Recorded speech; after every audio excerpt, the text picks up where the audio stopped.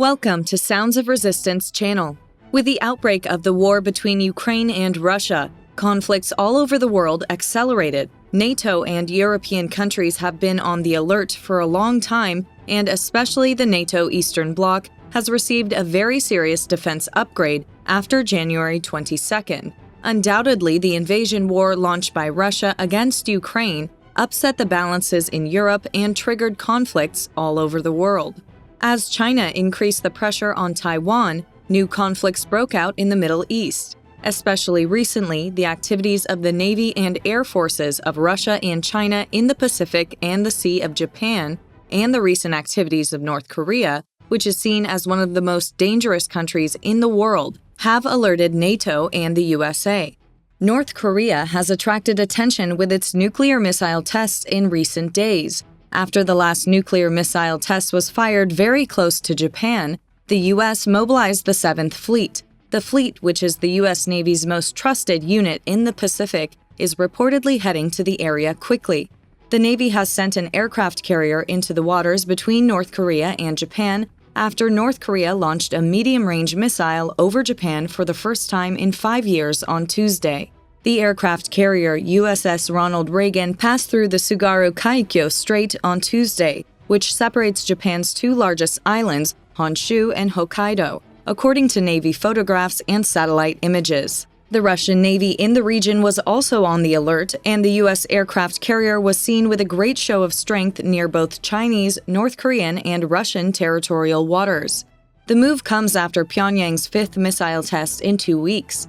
While Reagan is based in Japan and regularly patrols the Western Pacific, South Korea's chiefs of staff said on Wednesday that the ship's shift is to repel North Korea.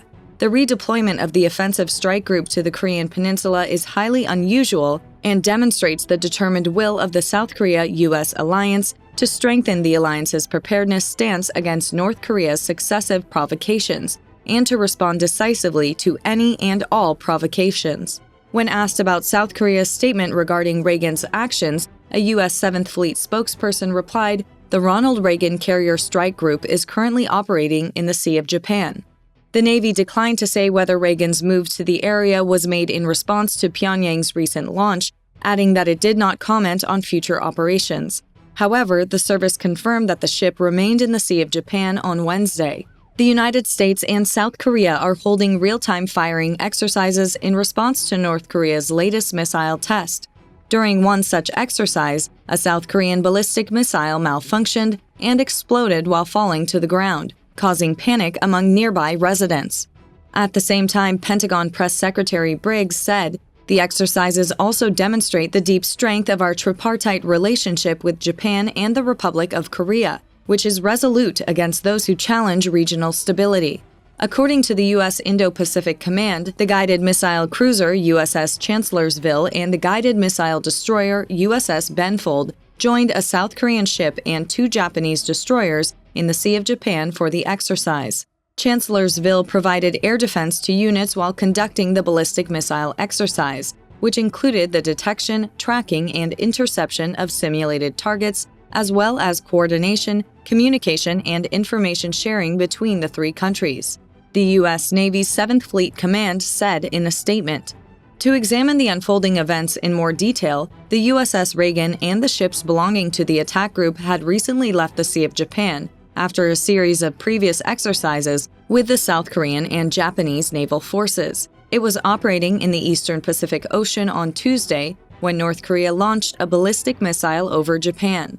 In response, the strike group bounced back and returned to the Sea of Japan on Wednesday. On the same day, North Korea launched 2 short-range ballistic missiles into the sea. Ryder denounced recent launches. Prior to anti-missile exercises at sea, the United States, together with its allies, responded to North Korean fire on Japan with displays of strength in the air and on the ground. American fighters flew alongside Japanese and South Korean fighters, with some striking ground targets on an uninhibited island west of the peninsula. North Korea, on the other hand, blames the United States for the recent tensions. The dictatorial leader, who thinks that his own tests are legitimate, calls the involvement of the U.S. in the region as an injustice. North Korea warned on Saturday that the U.S. redeployment of an aircraft carrier near the Korean peninsula has caused a significant negative jump in regional security, as it defended its latest missile tests as a justifiable response to daunting military exercises. The North Korean Ministry of Defense's statement comes a day after the nuclear-powered aircraft carrier USS Ronald Reagan began a new naval exercise tour with South Korean warships off the peninsula's east coast. Reagan and his combat group returned to the area earlier this week after North Korea launched a powerful missile at Japan to protest the sailor group's previous training with South Korea. An unidentified spokesman for the North Korean Ministry of Defense said in statements carried by state media that Reagan's redeployment was a rather large negative jump to the regional situation. The spokesperson also described Reagan's return as a form of military bluff to warn against North Korea's justified response to the highly provocative and threatening joint military exercises by the United States and South Korea. North Korea views U.S.-South Korean military exercises as a rehearsal for invasion and is particularly sensitive if such exercises involve U.S. strategic assets, such as an aircraft carrier. North Korea argued that the United States was forced to monitor a nuclear weapons program to deal with its nuclear threats. U.S. and South Korean officials have repeatedly said that they have no intention of attacking the North.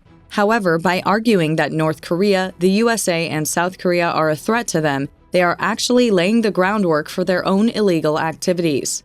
In the past 2 weeks, North Korea has fired 10 ballistic missiles into the sea at 5 launch events, adding to record-breaking weapons tests this year.